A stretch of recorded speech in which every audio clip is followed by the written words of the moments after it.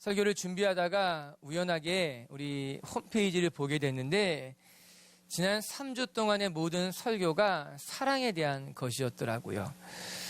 의도한 것은 아니었는데 2월 첫째 주 설교 제목이 사랑은 기적을 낳습니다. 이런 것이었어요. 또 2월 둘째 주 설교 제목은 끝까지 사랑하시니라 이런 말씀이었어요. 그리고 오늘 설교 제목은 사랑은 고난을 이기는 힘이 됩니다 입니다. 일부러 의도한 것은 아닌데 2월 한 달 설교 주제가 사랑에 대한 것이었더라고요. 지난 설교를 되짚어 보면 사랑은 기적을 낳습니다. 향유 옥합을 깨뜨린 여인에 대한 말씀이었습니다. 마리아는 예수님을 너무나 사랑한 나머지 자기가 가장 귀하게 여겼던 향유를 깨뜨려 예수님 발에 붓고 자기의 머리털로 예수님의 발을 닦아드립니다. 그 방 안에 이 여인의 향기가 가득했어요. 여인의 향기라기보다는 예수님을 사랑했던 그 사랑이 그 방 안에 가득했어요. 우리도 마리아와 같이 그런 귀한 사랑과 헌신이 있기를 다짐했던 시간이었습니다. 그리고 두 번째 주에는 끝까지 사랑하시니라. 여러분 기억나십니까? 예수님께서 우리를 어떻게 사랑하셨는가? 끝까지 사랑하셨다라고 하는 거예요. 중간에 포기하지 않고 마지막까지 최선을 다해서 우리를 붙들어 주셨다라고 하는 겁니다. 여러분, 예수님의 사랑은 일시적인 사랑이 아니에요. 예수님의 사랑은 중간에 포기되어지는 사랑도 아니라고 하는 거예요. 예수님은 끝까지 우리를 포기하지 않고 하나님의 뜻이 우리의 삶에 이루어질 때까지 영원히 우리를 붙들어 주는 것이 하나님의 사랑이라고 하는 거예요. 우리가 그 사랑 가운데 거할 수 있게 되기를 바랍니다. 또한 우리가 그 사랑을 본받을 수 있게 되기를 바랍니다. 그리고 오늘 우리가 묵상하게 될 요한복음 13장 마지막은 사랑이 고난을 이기는 힘이 됩니다. 목사님, 왜 이런 제목을 붙였을까요? 말씀을 들어보면, 묵상해 보면 이 제목이 오늘 본문과 딱 맞다는 것을 알게 됩니다. 예수님이 말씀하셨어요. 새 계명을 너희에게 주노니 서로 사랑하라. 우리에게 익숙한 말씀입니다. 그러나 결코 쉬운 말씀이 아닙니다.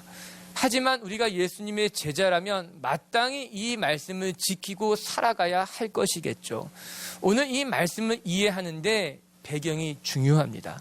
31절을 같이 한번 읽어보도록 하겠습니다. 시작.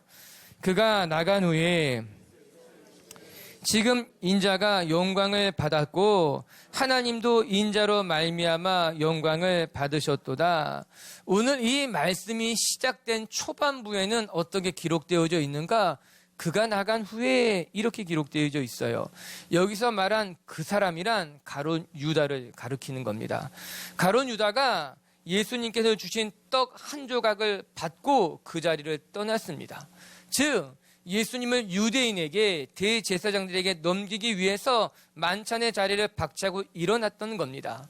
그가 나간 후에 유다가 예수를 팔러 나간 후에 예수님께서 그 유다의 뒷모습을 바라보시면서 말씀하고 계신 거예요. 예수님의 심정이 어떠했을까? 우리는 충분히 상상할 수 있습니다. 그가 나간 후에 예수님은 그가 나간 후에 지금 인자가 영광을 받았고 하나님도 인자로 말미암아 영광을 받으셨도다 이야기합니다. 정말 영광을 받았다는 이 말씀이 좋은 일이 일어났다라는 것이 아니라 이제 비로소 내가 십자가를 질 때가 이르렀구나. 이제 비로소 고난의 때가 가까이 왔구나 말씀하고 계신 거예요. 유다가 예수님을 팔아버리면 이제 십자가가 시작된 것이다. 예수님께서 그 유다를 바라보면서 말씀하고 계신 것 아니겠습니까? 3년 반 동안 함께했던 제자에게 배반을 당하고 제사장들에게 팔려가서 십자가를 져야 하는 바로 그때에 예수님이 유다를 바라보면서 하신 말씀이 이제 우리가 서로 사랑해야 된다라고 하는 것이에요. 예수님이 말씀하신 이 사랑은 결코 낭만적인 사랑이 아닙니다. 로맨틱한 것이 아니라고 하는 거예요. 예수님은 나를 팔 유다를 바라보면서 우리가 서로 사랑해야 하느니 이제 십자가를 질 상황 앞에서 제자들에게 말씀하시기를 이제 우리가 사랑해야 된다. 어떻게 생각하면 너무나 안타깝고 또 어떻게 생각하면 너무나 존경스러운 모습이라고 생각되어지죠. 나를 팔러 나간 유다의 뒷모습을 바라보면서 새 계명을 너희에게 주노니 서로 사랑해야 한다. 예수님의 마음속에 어떤 생각이 있으셨을까요? 예수님이 말씀하시는 그 사랑이란 진짜 무엇일까요? 오늘 우리가 이 말씀을 묵상하면서 주님의 사랑을 배울 수 있게 되기를 바랍니다. 그리고 우리 가운데 이 계명을 이룰 수 있는 용기와 진정한 사랑이 시작될 수 있게 되기를 바랍니다. 첫 번째, 오늘 말씀을 통해서 우리가 기억해야 될 것은 예수님께서 제자들을 가르쳐 말씀하신 건 장차 찾아올 고난 앞에 우리가 사랑하는 사람들이 되어야만 된다는 겁니다. 이 고난을 이길 힘이 사랑에 있다라고 하는 것이에요. 우리 34절을 같이 한번 읽겠습니다. 시작. 너희에게 주노니 서로 사랑하라. 내가 너희를 사랑한 것 같이 너희도 서로 사랑하라. 내가 새 계명을 주노니 내가 너희를 사랑한 것 같이 너희도 서로 사랑하라. 이 말씀이 이제 새롭게 들립니다. 우리는 서로 사랑하라는 이 말씀의 배경을 이미 살펴봤습니다. 유다의 배신과 함께 이제 예수님이 십자가를 지셔야만 하는 상황이 된 것입니다. 잠시 후면 3년 동안 예수님을 따라다녔던 제자들이 그 예수님을 무기력하게 잃어버리게 되는 거예요. 예수님이 십자가에 못 박히는 장면을 무기력하게 바라봐야만 되는 거예요. 그것이 이제 제자들 앞에 놓여진 삶이라고 하는 거예요. 여러분, 제자들의 마음이 얼마나 황당했을까요? 얼마나 비참했을까요? 제자들의 믿음이 한순간에 무너지는 것을 경험하게 될 것이 분명합니다. 지난 3년 동안 그들의 헌신이 아무런 의미 없는 것처럼 느껴질 수도 있다라고 하는 거예요. 이제 붙잡히는 예수님을 바라보면서, 이제 무기력하게 십자가를 지고 돌아가시는 주님을 바라보면서 제자들의 믿음이 무너지는 거예요. 제자들은 자신의 수고가 헛수고처럼 느껴질 수 있는 거예요. 그들이 가지고 있었던 꿈이 다 무너지는 것을 경험하게 되는 바로 그때에 예수님이 지금 말씀하고 계신 거예요. 어디 그뿐이겠습니까? 그들의 리더격이었던 베드로가 주님을 모른다고 부인하게 될 것이라 예수님이 예고해주고 계십니다. 베드로는 물론 강력하게 부인했지만 그 모든 일은 예수님이 말씀하신 대로 진행이 되었어요. 제자들은 한없이 비참해질 것이 분명합니다. 자기의 믿음 없음을 발견하게 될 거예요. 우리 모두 다 연약한 사람이라는 것을 깨닫게 될 거예요. 그리고 낙심하게 될 거예요. 이것이 바로 제자들이 겪게 될 내적인 갈등이 되는 겁니다.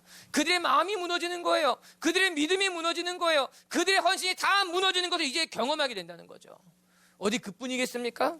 이것이 내적인 갈등이었다면 두 번째, 그들은 이제 외적인 환난도 맞이해야만 했습니다. 예수님이 십자가에 못 박힌 후에 제자들은 그 신변의 위협을, 심각한 위협을 느끼게 됩니다.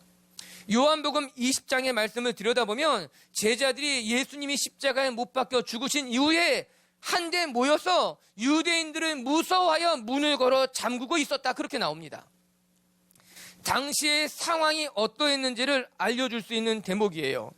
예수님만 십자가에 못 박으면 끝이다, 그것이 아니었어요. 예수님만 십자가에 못 박은 것이 아니라 예수님을 추종했던 사람들까지 다 잡아 놓으려고 했던 거죠.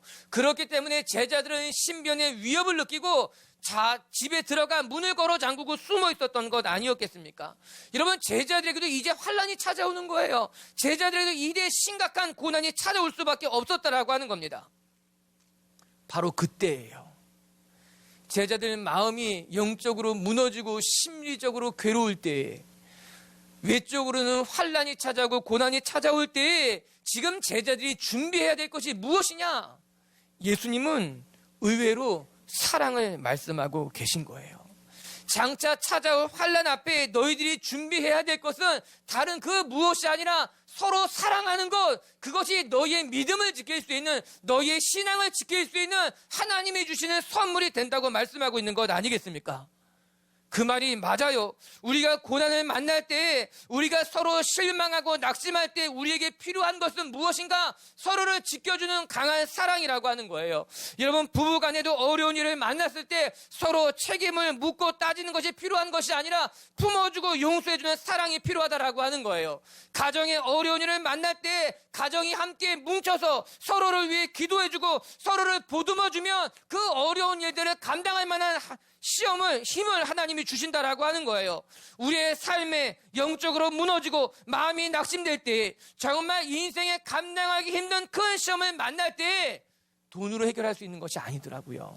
사람이 우리를 도울 수 있는 일들이 아니더라고요. 정말 내 삶에 심각한 절망적인 문제를 만나게 되면 그때 그 고난을 이기는 힘이 어디에서부터 말미암는가? 하나님이 주신 사랑이라고 하는 거예요. 서로 돌보고 지켜주는 것이 무엇보다 중요하다는 겁니다. 저는 오늘 이 말씀을 묵상하면서 머리를 한 대 맞은 것만 같은 거예요. 여러분, 지금 이런 상황에 여러분이 예수님이라면 제자들에게 무엇을 준비하라고 말씀하고 싶습니까?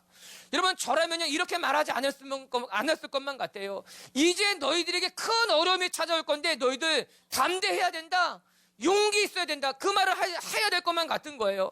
아니면 하나님이 주신 사명을 마지막까지 완수해야 된다, 어떠한 일이 있어도 포기하면 안 되고 사명을 완수해야 된다, 사명감을 말하고 싶을 수도 있어요. 아니면 이제 정말 어려운 일을 맞이하게 되니까는 구체적으로 실제적으로 필요한 것들을 빨리 준비해라. 어떻게 도망가야 될지, 어떻게 내 자신을 지켜야 될지 구체적인 방법들을 준비해라. 저라면 그렇게 말했을 것만 같은 거예요. 담대해야지, 용감해야지, 어떤 일이 있어도 마지막까지 사명을 감당해야지, 아니면 구체적으로 필요한 것이 무엇인지 철저히 준비해라. 저라면 그렇게 말했을 것 같은데 예수님은 그렇게 하지 않으신 거예요. 무너지는 그들을 바라보면서, 이제 곧 환난 가운데 놓여질 그들을 바라보면서 예수님께서 말씀하신 것은 오히려 차분하게 또박또박 새 계명을 너희에게 주노니 너희가 서로 사랑해라.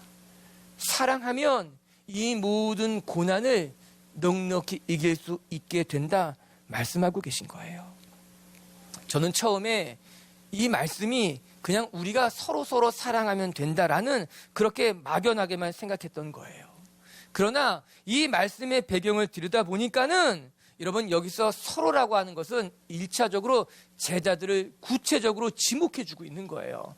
막연하게 알지 못하는 사람들까지 사랑해라 이런 것이 아니라, 이제 고난이 찾아오는데 이 고난 앞에 너희들이 서로가 서로를 지켜주는 것, 너희들이 서로가 서로를 사랑하는 것이 이 고난을 이겨낼 수 있는 유일한 힘이 된다고 말씀하고 있는 것 아니겠습니까? 여러분, 고난을 당한 사람에게 필요한 것은 능력이 아니라 사랑인 거예요. 기적이 일어나기에 앞서 하나님은 우리에게 사랑을 요구하고 계신다라고 하는 거예요. 이제 시련을 맞이할 그들에게 가장 필요한 것은 서로가 서로를 용납하고 서로가 서로를 품어주고 서로가 서로를 위해 기도하면서 함께 사랑으로 이 환난을 이겨가는 것이 그들에게 필요한 일이라고 이야기하고 있는 겁니다.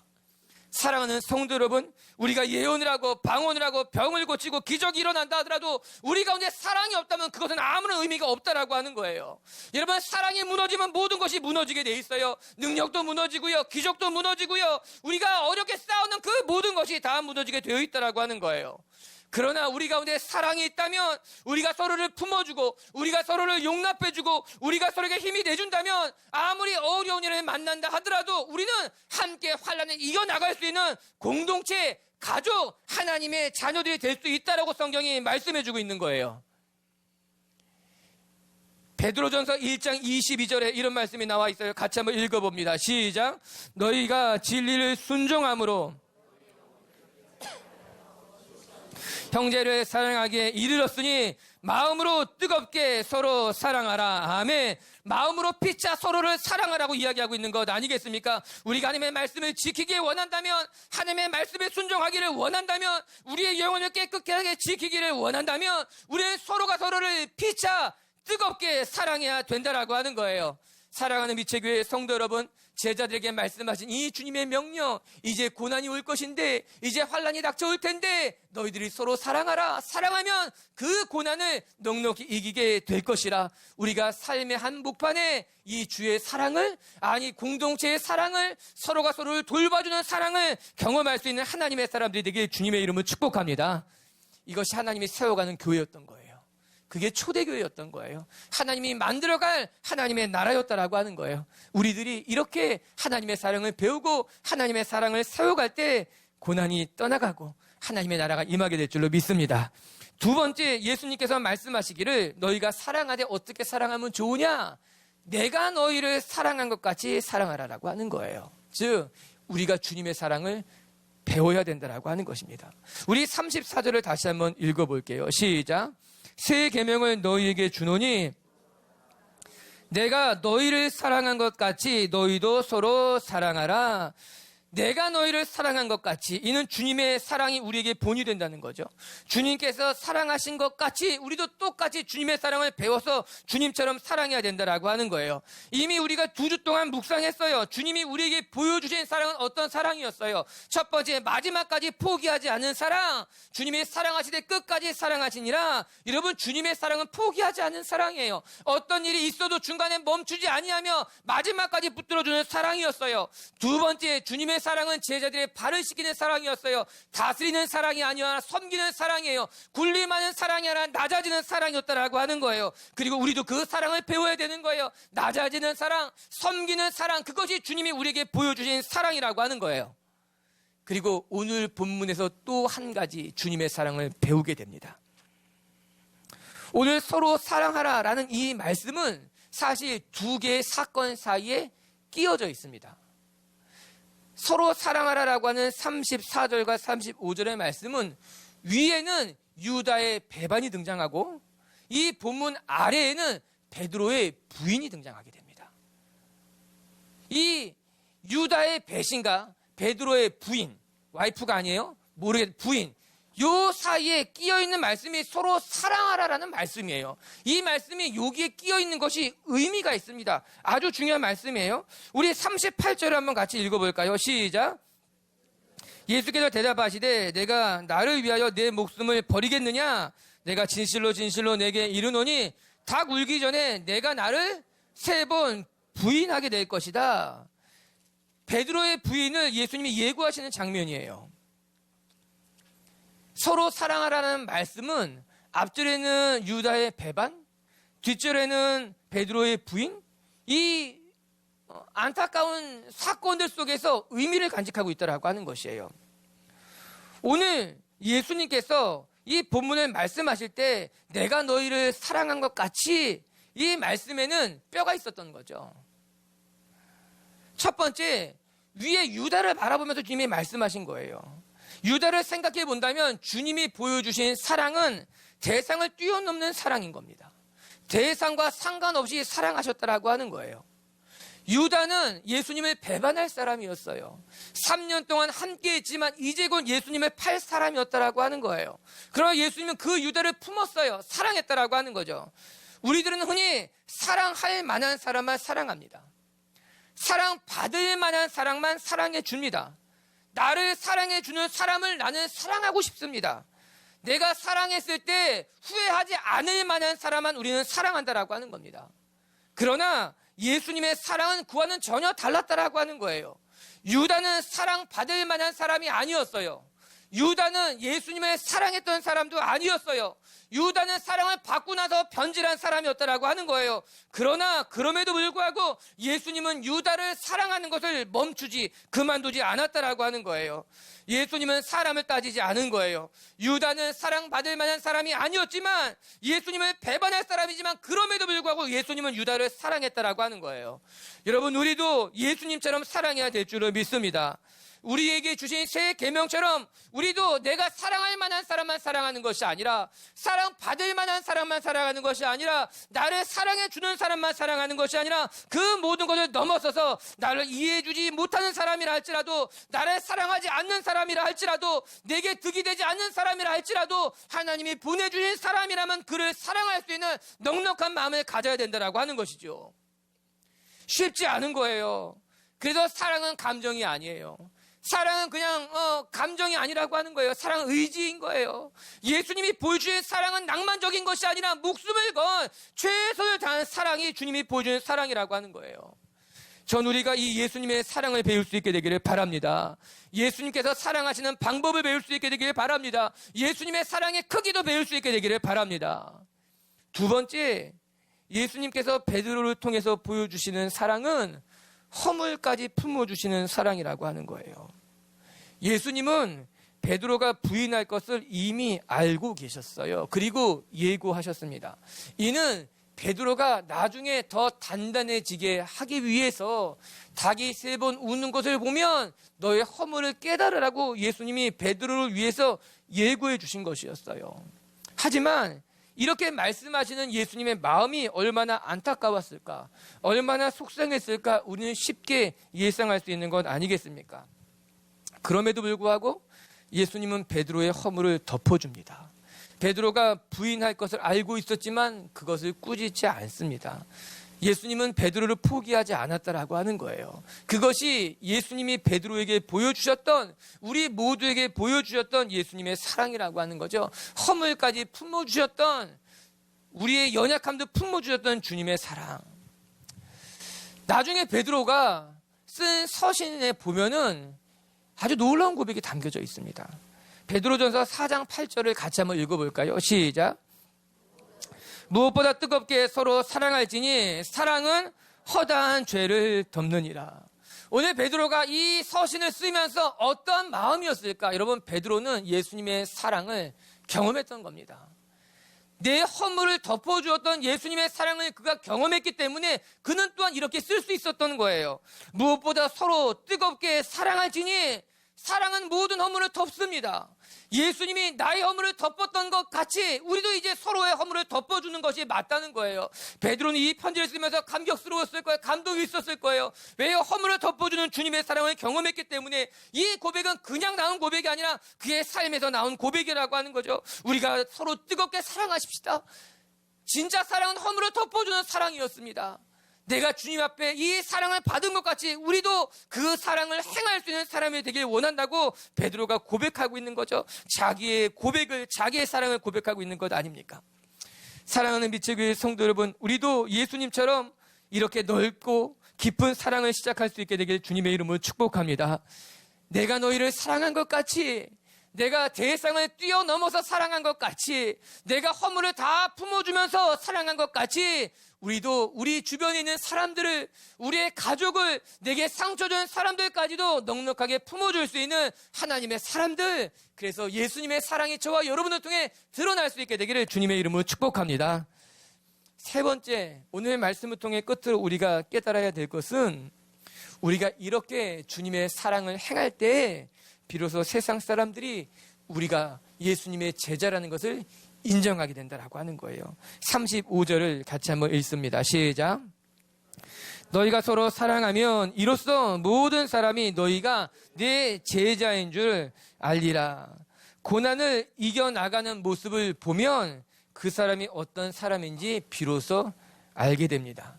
사람의 진가는 언제 드러나는가? 그가 어려운 일을 만났을 때에, 그가 고난을 당할 때 어떻게 그 고난에 대처하는가를 보면 그 사람의 진 면모를 알 수 있습니다. 그냥 편안할 때는 알 수가 없어요. 하지만 고난을 만나면 이 사람이 정말 기도하는 사람인지, 이 사람이 정말 믿음이 있는지, 이 사람이 정말 신앙을 제대로 가지고 있는지 비로소 알 수 있게 된다라고 하는 것이죠. 오늘 예수님이 뭐라고 말합니까? 너희들이 장차 환난을 당하는데 때로는 무리가 와야 되는 일도 겪게 될 거예요. 많은 사람들이 너희를 핍박하는 일도 만나게 될 거예요. 그러나 그때 바로 그 환난의 때에 서로를 사랑하는 것을, 서로가 사랑하는 것으로 말미암아 고난을 이겨나가게 되면 사람들이 보게 된다는 거예요.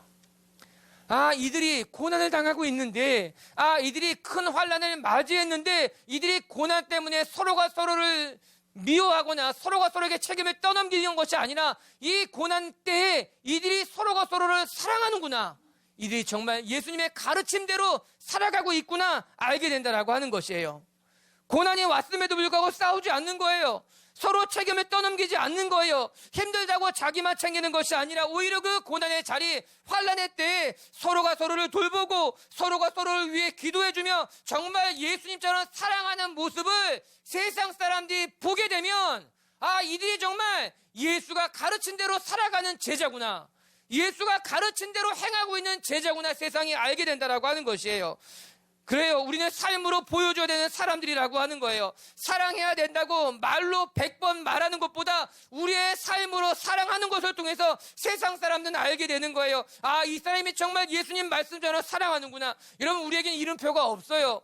우리는 이름표가 없고 우리는 우리의 삶이 이름표가 되는 거예요. 내가 예수 믿는 사람이라고 붙이고 다니는 것이 아니라, 내가 예수 믿는 사람이라고 광고하고 다니는 것이 아니라 그냥 우리가 살아가는 거예요. 사랑하면서, 용서하면서, 품어주면서 그렇게 너그럽게 살아가게 되면 세상 사람들이 우리를 바라보면서 저 사람은 정말 말씀대로 살아가는구나, 저 사람은 정말 예수님의 가르침대로 살아가는 제자구나 알게 된다라고 하는 거예요.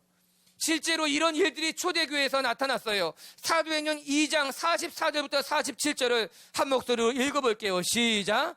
믿는 사람이 다 함께 있어 서로 통용하고 또 재산과 소유를 팔아 각 사람의 필요를 따라 나눠주며 날마다 마음을 같이하여 성전에 모이기를 힘쓰고 집에서 떡을 떼며 기쁨과 순전한 마음으로 음식을 먹고 하나님을 찬미하며 또 온 백성에게 친송을 받으니 주께서 구원받는 사람을 날마다 더하게 하시니라. 아멘. 여러분, 뭐라고 나옵니까? 초대교회 그 고난이 있을 때 그 환난의 자리에서 그들은 어떠한 삶을 살았는가? 제자들이 함께 모였다는 거예요. 함께 모여 물건을 나눴었어요. 자기의 재산을 팔아서 서로 통용했다라고 나와요. 떡을 떼며 하나님을 예배하며 함께 모여 공동체를 이루어 살아가니 사람들이 그들을 칭송하기 시작했더라. 말씀대로 살아가는 그들을 바라보면서 자기의 것이라 주장하지 아니하며 서로 나누고 서로 떼어주면서 함께 예배하며 살아가는 그들을 바라보면서 사람들이 칭송하기 시작했다는 거예요. 칭찬하기 시작했다는 거예요. 그들이 정말 예수의 가르침대로 살아가는 사람들이구나라고 세상 사람들이 박수치기 시작했다라고 하는 거예요.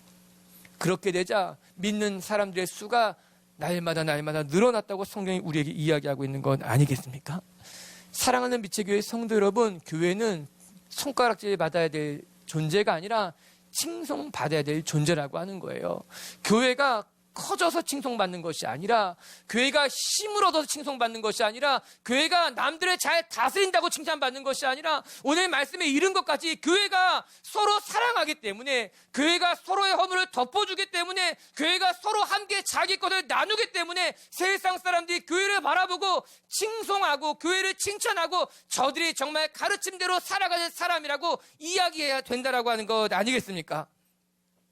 그리고 그때 비로소 하나님께서는 믿는 사람들의 수를 더할 것이다 약속하고 계신 것이죠.